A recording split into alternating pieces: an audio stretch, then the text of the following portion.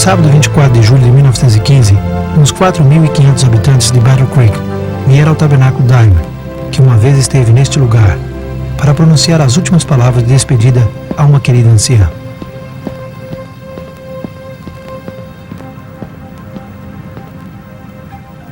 O que foi que fez Ellen White tão especial? Este é o formulário de informação biográfica que ela completou em março de 1909. Nesse então tinha 81 anos de idade e descreveu sua altura de 5 pés e 2 polegadas, ou 158 centímetros, seu peso de 140 libras, ou 63,5 kg, pele bastante escura, cabelo grisalho e olhos cor de cinza. Registra seu lugar de nascimento como Gorham, Maine, no dia 26 de novembro de 1827, e a data de sua conversão como mais ou menos em março de 1840.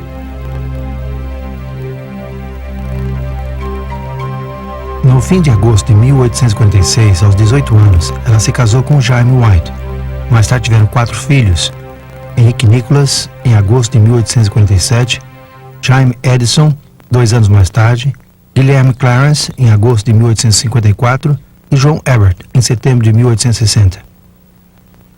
Apesar de interessante, essa informação não nos dá nenhuma ideia de como ela se relacionava com os outros e como enfrentava as frustrações e desapontamentos da sua vida. Como mensageira de Deus, será que teve que enfrentar aflição e enfermidade?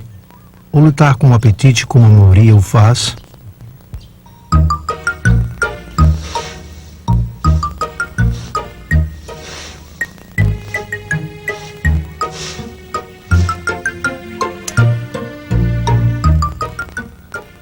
Este registro tampouco nos conta de seu amor pelos animais e as flores, especialmente os amor perfeitos, ou quando ela gostava de ir às vendas de leilão, ou comer tomates.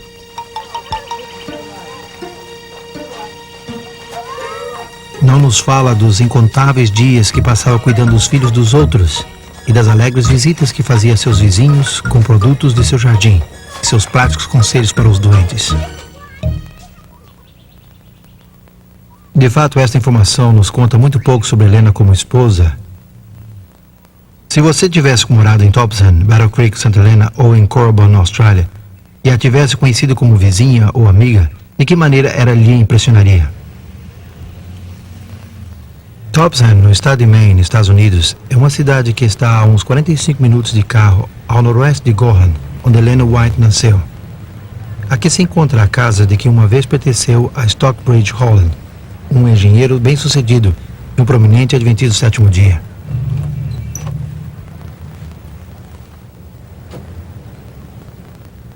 Em outubro de 1847, os Hollands ofereceram parte do seu segundo andar de sua casa ao jovem Jaime e Ellen White e Henrique, seu filhinho de 2 meses. Eles começaram sua economia doméstica com móveis emprestados. Embora pobres, decidiram ser independentes.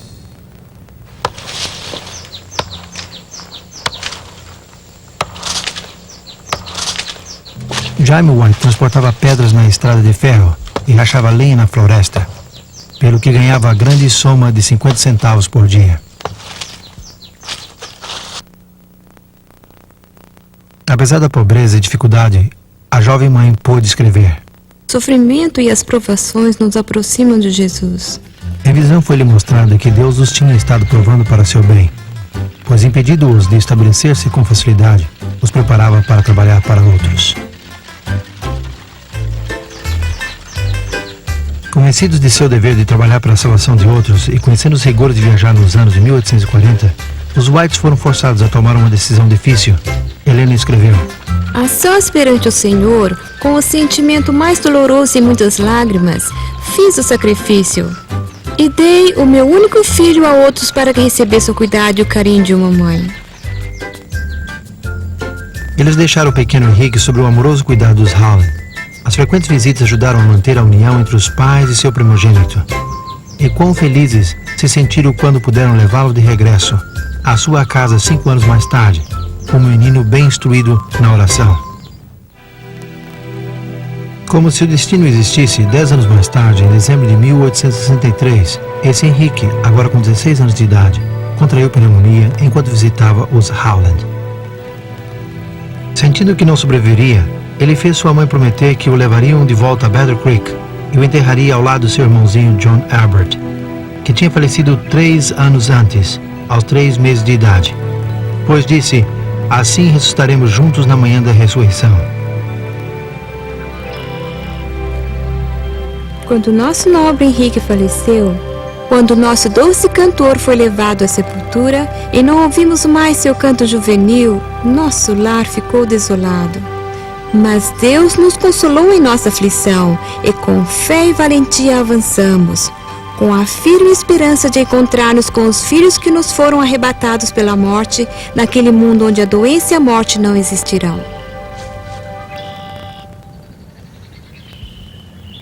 Em 1856, os Whites mudaram para este chalé de 2 andares na rua Wood, em Battle Creek. Foi sua primeira casa própria. O edifício original tinha 6 quartos antes da adição de 2 quartos mais.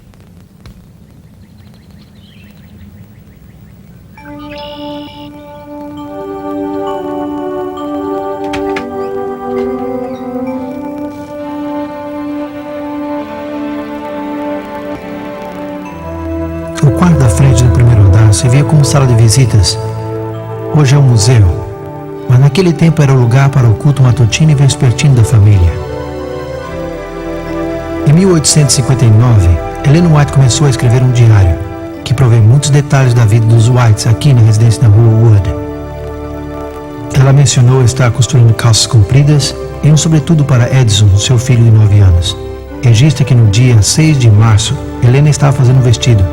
Depois de cortá-la e começar a costurar, as coisas saíram mal, e ela o desmontou todo e começou de novo.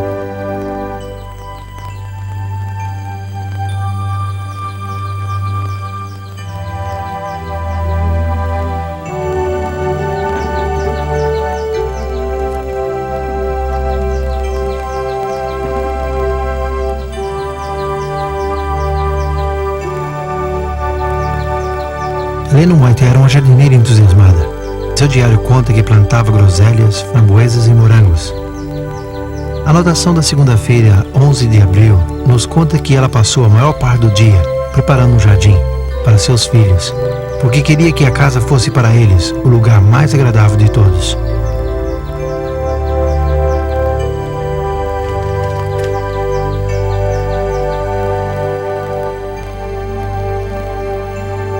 O lar dos White estava sempre aberto para as visitas e às vezes parecia que a família operava um hotel grátis. Uma anotação no diário, em junho, menciona a 35 pessoas comendo à mesa. No dia seguinte, ela escreveu esta curta frase: Todos estávamos muito cansados.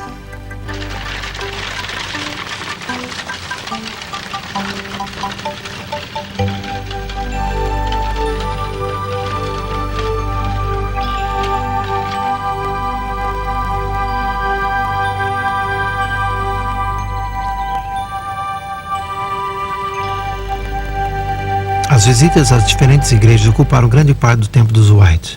Durante as longas viagens, Helena não se esquecia de seus filhos e mantinha contato com eles por meio de frequentes cartas.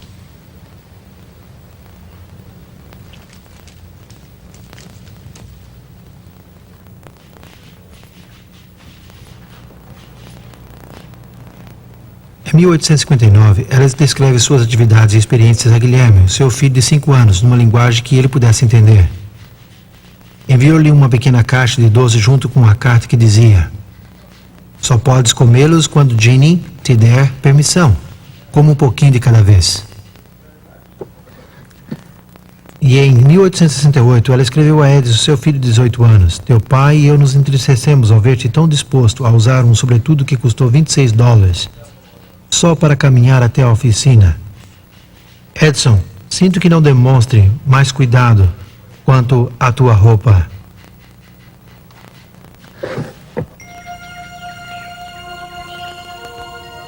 Quando não viajava, cada manhã ela dedicava algumas horas para escrever. Nas tardes costurava, remendava, tricotava, ou às vezes ia de compras ao povoado, ou visitava seus vizinhos doentes. Depois de receber a visão concernente à saúde em 1863, os Whites regressaram à sua casa, determinados a pôr em prática o que ela tinha visto.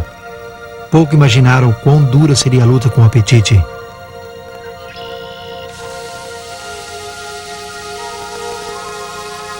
Até então, a carne tinha sido o principal ingrediente de sua dieta. Agradava comê-la e não gostava dos alimentos simples, não refinados. Ainda mais, ela cria que necessitava da carne para ter energia, pois sua saúde era fraca e a miúde desmaiava várias vezes na semana. Mas na visão, ela viu as vantagens de uma dieta simples, livre desses alimentos estimulantes.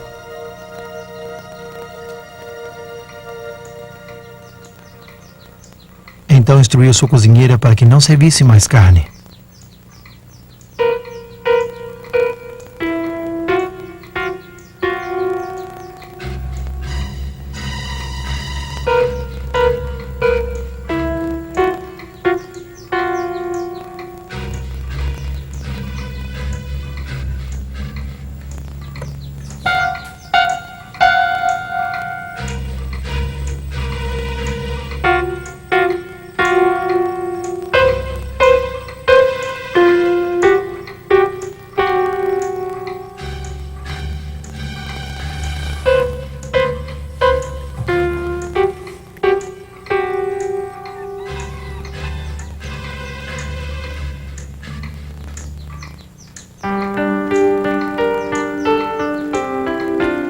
Comerei alimentos simples ou não comerei nada.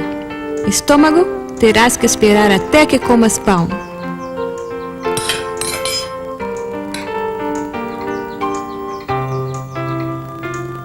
O êxito desta batalha lhe trouxe benefícios imediatos. Não passou muito tempo para que ela fosse capaz de gostar dos alimentos simples e saudáveis. 6 meses mais tarde, ela escreveu que nunca tinha se sentido melhor e que as náuseas e desmaios tinham desaparecido.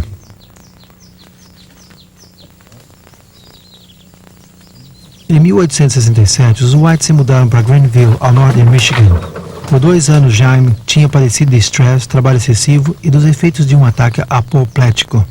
Seu estado fez com que sua esposa tomasse algumas medidas estranhas para tentar ajudá-lo a recuperar sua saúde.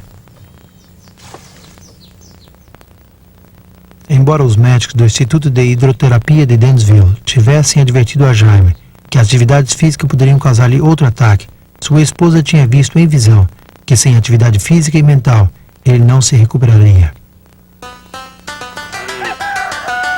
No verão de 1867, Helena viu uma oportunidade para envolver seu esposo numa atividade física. Enquanto o feno secava-se no campo, ela visitou seus vizinhos e os convenceu a dizer que quando seu esposo lhes pedisse ajuda, que estavam muito ocupados com sua própria colheita. Com relutância, eles concordaram em cooperar. De acordo com o plano, quando Jaime White solicitou ajuda, ficou desapontado com a resposta. Então sua esposa lhe disse: Mostremos aos nossos vizinhos que nós também podemos trabalhar. Os habitantes da área se surpreenderam ao ver a senhora que fazia pouco estava conduzindo reuniões públicas, lançando feno na carroça, esmagando-o e formando os montones, enquanto trabalhava com seu esposo e seu filho Guilherme. Mas o mais importante foi que sua notável estratégia ajudou a restaurar a saúde e o vigor do seu esposo. Devido ao primitivo estado da fotografia daquele tempo, não há nenhuma fotografia de Helena White sorrindo, embora um artista desenhou este quadro baseado num antigo retrato. Na realidade, a senhora White era tudo menos mal-humorada. Era conhecida por deleitar-se com uma sincera gargalhada numa situação divertida, ou com uma conversa amena. Como muitos de nós, ela engordou com a idade. Quando uma amiga no Japão lhe enviou um colete de malha chamado Abraça-me Forte, Helena achou que era pequeno demais para ela. Escreveu expressando sua gratidão pelo presente e acrescentou com ironia: Mas a irmã White é maior do que alguns pensam. Jaime e Helena White moraram em Battle Creek a maior parte do tempo até 1881. Sua vida matrimonial era feliz. Eles partilhavam uma relação muito afetuosa, apesar de seus fortes temperamentos e algumas diferenças de opinião. Porém, como muitos profetas bíblicos, Helena White tinha seus defeitos. Em 1876, ela teve a oportunidade de escrever a seu esposo: Minha vida não está livre de erros e defeitos. Se eu tivesse seguido mais de perto meu Salvador, não teria que lamentar tanto minha inverossimilidade com sua imagem.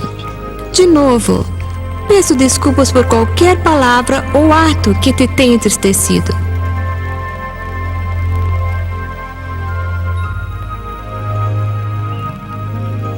Como todos os matrimônios, o de Ellen White não foi um mar de rosas.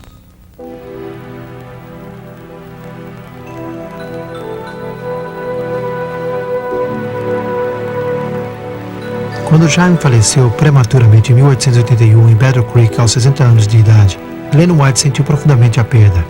Mas no funeral ela falou de sua resignação à vontade de Deus, da esperança do cristão e de Jesus, quem ela disse era mais precioso para ela como nunca antes tinha sido em sua vida. Jaime White foi enterrado no cemitério de Oak Hill, em Battle Creek, perto de seus 2 filhos.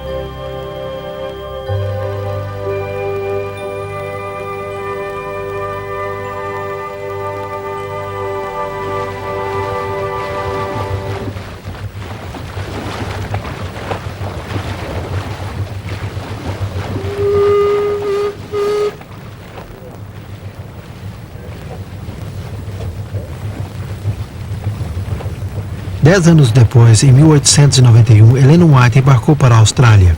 Desafortunada, logo adoeceu com a febre e reumatismo amarelo inflamatório. Durante os próximos 11 meses, ela experimentou o sofrimento mais terrível de toda a sua vida e quase chegou a ficar inválida. Mas no ano seguinte, foi capaz de escrever: Estes meses de sofrimento têm sido os mais felizes de minha vida, graças à companhia do meu Salvador. Estou tão agradecida por ter passado por essa experiência, porque estou melhor familiarizada com meu precioso Senhor. Todo o tempo que estive doente, seu amor e sua eterna compaixão foram meu conforto, minha contínua consolação. Uma das razões pelas quais ela veio à Austrália foi para ajudar a organizar um colégio. Em 1894, ela inspecionou uma propriedade de 1.450 acres em Corabon, Nova Gales do Sul, e teve a impressão de que esse era o lugar para o colégio. O terreno foi mais tarde comprado, e uma porção foi clareada dos enormes eucaliptos que ocupava. Em visão, um anjo disse a Ellen White que, embora o solo parecesse pobre, se era bem lavrado, produziria colheitas abundantes. Como expressão de sua fé, ela comprou 40 acres dessa propriedade e começou a planejar a construção de sua casa e a disposição de um pomar. Em apenas 2 acres, ela plantou mais de 500 árvores frutíferas com mais de 12 variedades diferentes, usando um método que o anjo lhe havia explicado. Dizia-se que quando Ellen White escutava de alguma árvore frutífera, verdura ou flor que não crescia nesta área, ela a plantava, porque cria que se tinha dado um falso testemunho sobre o terreno. Apesar dos diversos rumores agrícolas, depois de 18 meses de semear, ela pôde descrever os frutos de seus pessegueiros, numa carta que escreveu a uma amiga da África do Sul. Estes têm o mais belo aspecto. Nunca vi pêssegos tão grandes. 2 deles pesavam 1 libra. Estamos vendo o comprimento exato da luz que o Senhor me deu, que se era bem lavrada, essa terra produziria seus tesouros.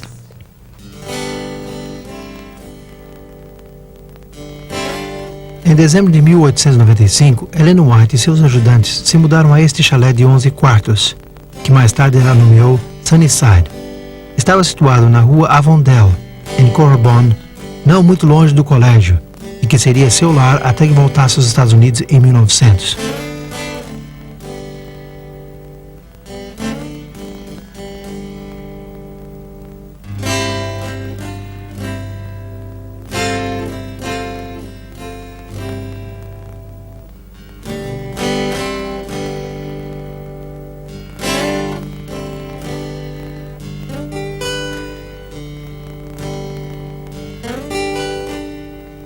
Foi aqui que ela recebeu muitos sonhos proféticos que ajudaram a guiar a Igreja Adventista do Sétimo Dia, não somente na Austrália, mas também na América e em outros países.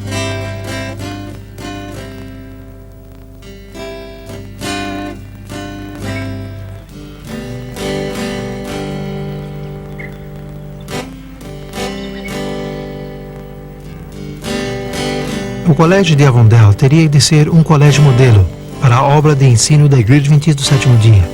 Aqui ela se reuniu com o diretor e os professores do colégio, os quais estavam ansiosos de que seu funcionamento estivesse em harmonia com a instrução que Deus lhe tinha dado.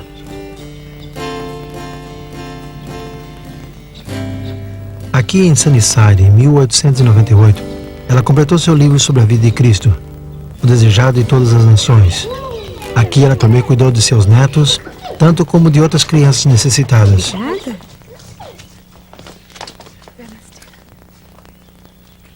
Uma para você, uma para você. Sua amável e feliz disposição fazia com que as crianças nunca se sentissem tensas, nervosas ou desconfortáveis em sua companhia. E uma para mim também.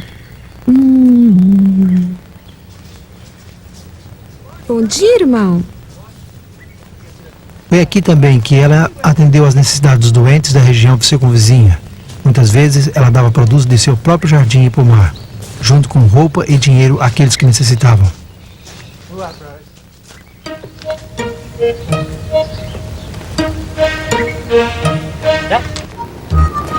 Numa ocasião, um grupo de pescadores locais, agradecidos por sua ajuda, enviaram um cesto de peixes à escola de Rondell. A cozinheira, que estava acostumada a servir alimentos vegetarianos, perguntou se poderia jogá-los fora. Ellen White respondeu: de jeito nenhum. Acaso não há pessoas na comunidade que estariam agradecidas por eles? Envie-lhes os peixes com nossos cumprimentos. Logo, ela escreveu uma carta aos pecadores agradecendo-lhes sua bondade e expressando seu apreço pela atenção recebida. Antes de deixar Sunnyside e Austrália no fim de agosto de 1900, a igreja de Corranbon lhe presenteou com um belo álbum de autógrafos de veludo. As mensagens escritas à mão vinham das igrejas e indivíduos expressando seu apreço, amizade e carinho. Também incluíam fotos das igrejas, retratos de amigos e cenas de sua casa em Sunnyside. Até uma página foi reservada para seu cachorro, Tigrat Pileser.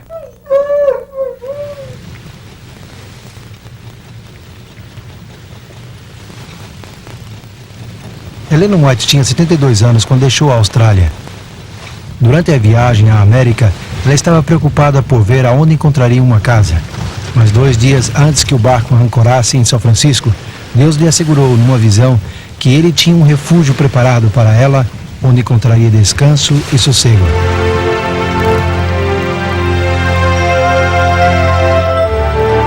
Uma semana depois de chegar, ela foi trazida a esta casa mobiliada de 7 quartos. Estava ao sopé da ladeira, onde estava o sanatório de Santa Helena, em Califórnia. Para seu encanto, ela viu que poderia comprá-la por menos daquilo que tinha recebido pela venda de Sunnyside. A residência recebeu o nome de Elms Haven e seria seu lar durante os últimos 15 anos de sua vida.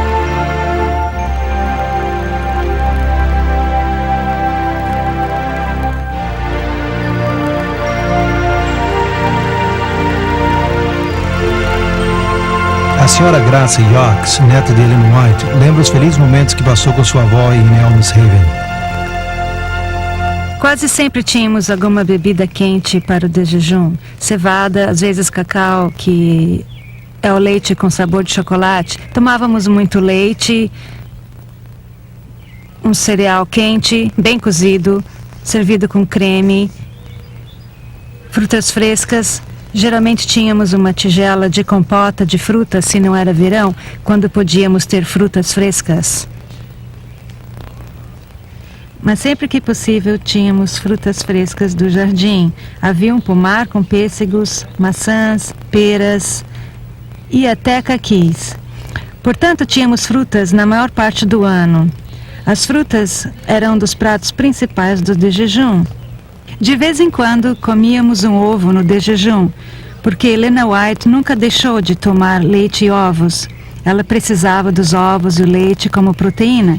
Fazíamos requeijão, ela não conseguia comer feijão, ela era alérgica a lentilhas. E minha mãe preparava os mais deliciosos assados de lentilha com azeitonas. Mas vovó não conseguia comê-lo, só olhava enquanto nós o desfrutávamos. Ela mesma não se dava bem com nenhum tipo de feijão, por isso necessitava, o quanto possível, comer leite e ovos. Mas ela se certificava de que o leite era escaldado, para que não houvesse o perigo de germes. E também se assegurava de que os ovos fossem de galinhas alimentadas com grãos.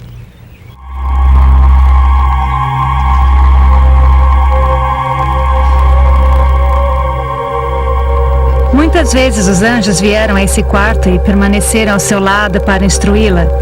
Seria interessante falarmos com os anjos. Algum dia poderemos falar